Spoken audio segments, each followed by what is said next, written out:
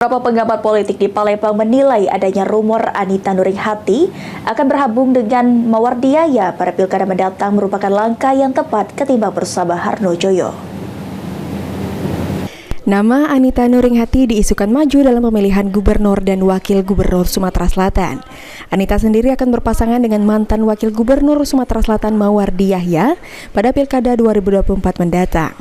Salah seorang pengamat politik, Tamrin, mengatakan Anita memiliki histori yang bagus mengingat saat ini menjabat sebagai Ketua DPRD Provinsi Sumatera Selatan. Isu tentang Bu Anita mau bergabung dengan Pak Mawardi, artinya mau jadi pasangan dari Pak Mawardi, ya terang sebagai masyarakat disambut baik. Artinya kan gini, nggak bisa diingkarin Bu Anita itu termasuk putra-putri terbaik Sumatera Selatan ya, yang dipikir tidak hanya karena dia pernah jadi ketua DPRD, sekarang jadi ketua DPRD, terus juga jadi PLT ketua Golkar, ya, dan berkarir, dan dia juga berkarir cukup lama di politik.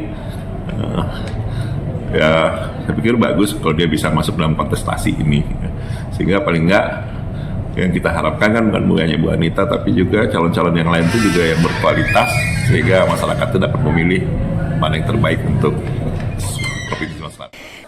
Senada, pengamat politik lainnya Muhammad Haikal Hafafah mengatakan, lebih rasional ketika Mawardiaya menggandeng Anita Nurringhati lantaran Partai Golkar dan Gerindra berkoalisi secara nasional.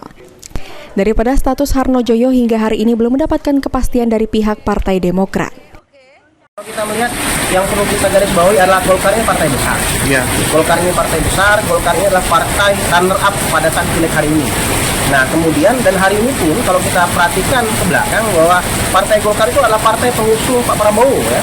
Nah sehingga kemudian lebih rasional sebetulnya Pak Mawardi menggandeng Bu Anita dibandingkan Pak Harno yang belum jelas rekomendasi Partai Demokratnya.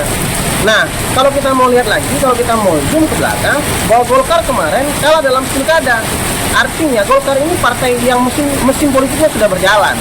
Nah kalau kemudian Pak Mawardi bergabung sama Bu Anita, itu yang lebih rasional, dan kemudian peluang untuk menang juga dengan komposisi kalau misalnya ada 3 calon itu akan lebih berpeluang untuk menang. Saya kira itu yang. Hafidz Zainal, PAL TV.